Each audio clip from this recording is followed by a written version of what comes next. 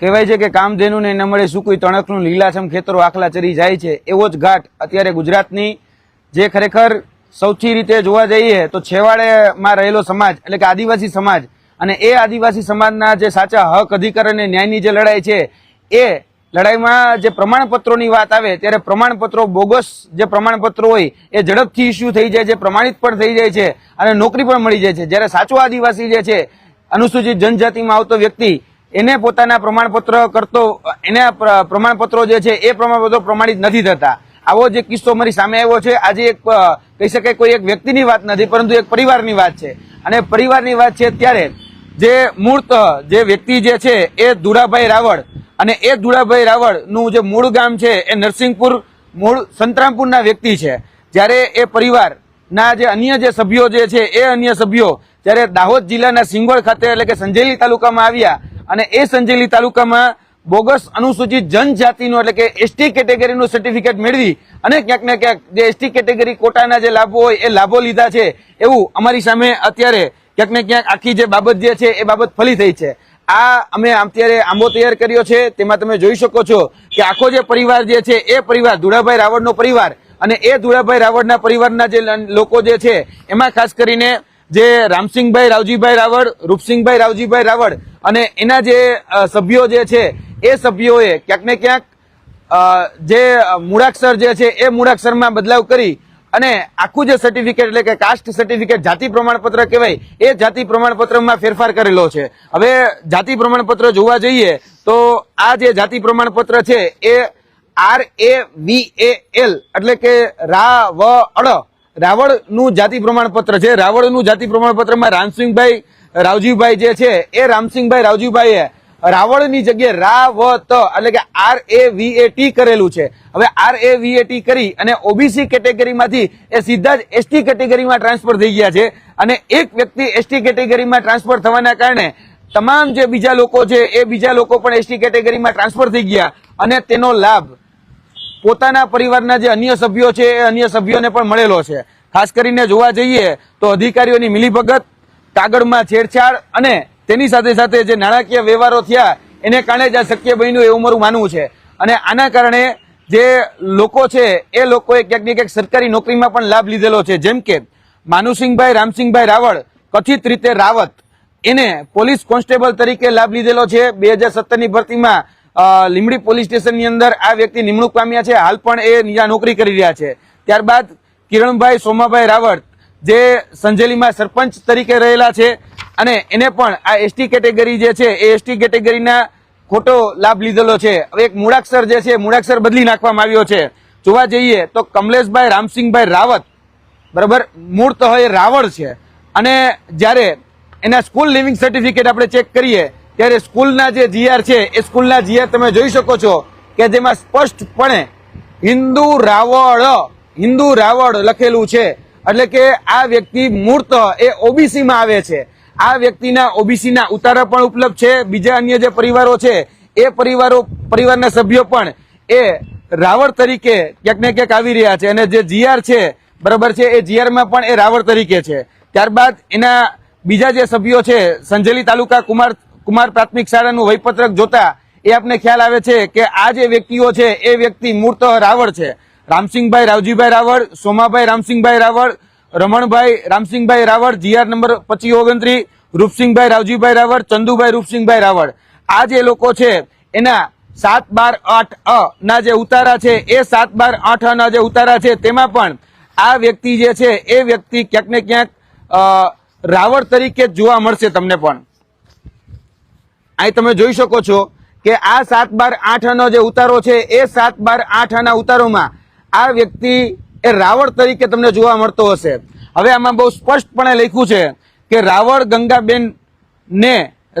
ગંગાબેન તે પુનાભાઈની વિધવા ખાતા નંબર 54 અને મરણ દાખલા નંબર 10 ના રોજ અવસાન થતા તેમના વારસદાર પુત્ર રાવળ રૂપસિંહભાઈનું અવસાન થતા તેમના સીધી લીટીના વારસદારો, આ સીધી લીટીના વારસદારો છે એ બધા જ વારસદારો એ રાવળ છે, રાવળ. હવે જયારે બીજી નોંધ પડે છે ત્યારે આ જે વ્યક્તિઓ છે એ વ્યક્તિઓ એ રાવત થઈ જાય છે. અહીંયા તમે જોઈ શકો છો આ વ્યક્તિઓ જે છે એના જે વારસદારો હતા એ બધા જ રાવસદારો એટલે કે રૂપસિંહભાઈના જે વારસદારો છે એ રાવત ચતુરબેનભાઈ રૂપસિંહભાઈ એટલે કે રાવજીભાઈના વિધવા, ત્યારબાદ રાવત ચંદુભાઈ રૂપસિંહભાઈ એટલે કે રાવજીના પુત્ર, આ બધી જ જગ્યાએ તમને રાવત થઈ ગયેલું જોવા મળશે. એટલે મારો કહેવાનું તાત્પર્ય એ છે કે 73AA નો જે કાયદો જે છે એ કાયદામાં પણ ક્યાંક ને ક્યાંક આ જે પરિવાર છે એ પરિવારે સેંધ મારેલી છે. તેની સાથે સાથે સરકારી નોકરી હોય તો સરકારી નોકરીમાં પણ સેંધ મારેલી છે. તલાટી, ત્યારબાદ શિક્ષક, ત્યારબાદ પોલીસ કોન્સ્ટેબલ જેવી પરીક્ષાઓની અંદર રાવત તરીકે નિમણૂક લીધેલી છે. ત્યારબાદ જે જિલ્લા પંચાયતની જે સીટો છે એ જિલ્લા પંચાયત તાલુકા પંચાયતની સીટોની અંદર પણ આ જે વ્યક્તિઓ છે એ વ્યક્તિઓ ક્યાંક ને ક્યાંક જોડાયેલા છે. આ કિરણભાઈ રાવળ, જે આ કમલેશભાઈ રાવળ છે, આ જે અત્યારે નોકરીએ લાગેલા છે માનસુખભાઈ રાવળ જે લીંબડી ખાતે નોકરી કરી રહ્યા છે તે છે. તાલુકા પંચાયત સંજેલીની સીટ ઉપરથી જે ચૂંટણી લડ્યા એ વૈભવીબેન કમલેશભાઈ રાવત છે. આ મૂળતઃ જોવા જઈએ તો મેં તમને કીધું એમ કે રાવળ છે. હવે રાવળનું રાવત કરી અને આ લોકોએ ક્યાંક ને ક્યાંક નોકરી મેળવેલી છે. અને તેમાં ખાસ કરીને જે નોકરીઓ મેળવેલી છે તેમાં જે નોકરીઓમાં તો લાભ લીધો, તેની સાથે સાથે જે મુખ્યતઃ જે લાભ લીધો એ પેટ્રોલ પંપ, એ પણ જે કહી શકાય કે એસટી કોટાની જે સીટો હોય, એસટી કોટાને જે કહી શકાય કે જે લાભ મળતા હોય તેમાં પણ એસટી કોટાની જે સબસિડી છે એ સબસિડી લઈ અને લાભ લીધેલો છે. ત્યારબાદ જેને લોકોએ લાભ લીધો છે એમાં માનસિંહભાઈ રામસિંહભાઈ રાવળ જે મૂર્ત અત્યારે જેને રાવત તરીકે લાભ લીધો છે એ પોલીસ કોન્સ્ટેબલ છે. કિરણભાઈ સોમાભાઈ રાવળ એ એસટી કોટાની કેટેગરીમાંથી સંજેલી ગ્રામ પંચાયતના પૂર્વ સરપંચ હતા. સંતોષભાઈ વાઘજીભાઈ રાવળ એ એસટીના દાખલા લઈ અને ફતેપુરા તાલુકાની કુકસા ગામ જે છે ત્યાં તલાટી તરીકે ફરજ ભજવે છે.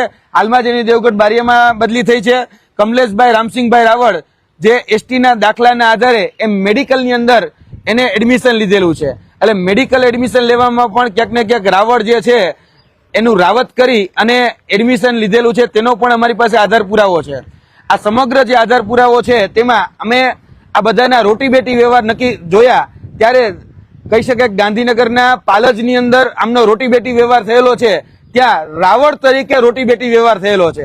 બીજા જે અન્ય ગામોમાં જે રોટી બેટીના વ્યવહાર થયા છે, જે સગપણ થયા છે, જે સામાજિક રીતે સંબંધો બધાયા છે, એ બધા જ સંબંધો એ રાવળની અંદર થયેલા છે અને લાભ રહી રહ્યા છે રાવત તરીકે, એટલે કે આદિવાસી તરીકેનો લાભ લેવો અને ઓબીસી સાથે સંબંધો કરવા.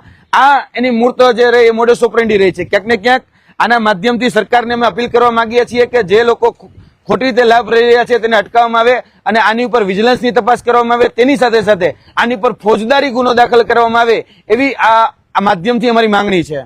જી, આપના પ્રશ્ન.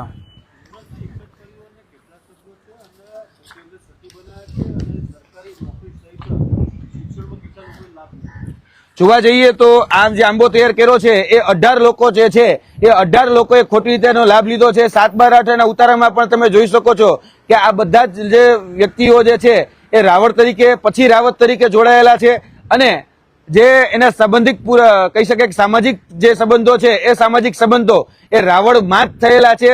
અને RAVAL જે એલ છે એની ઉપર જાણી જોઈને લીટી કરી દેવામાં આવી છે. આ તમે કાસ્ટ વેરિફિકેશન નું સર્ટિફિકેટ જુઓ તો તમને સ્પષ્ટ દેખાશે. RAVAL એલ છે એની પર ટી કરી નાખવામાં આવ્યો છે.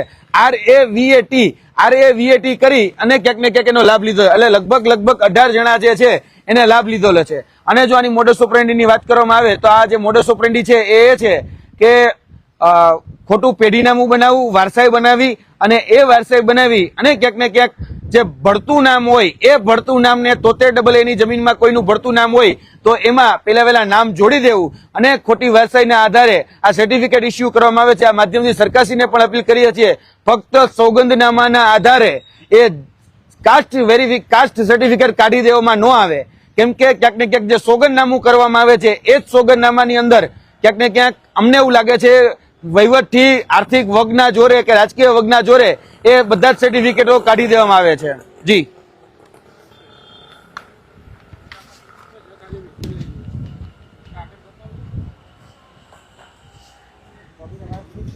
હા.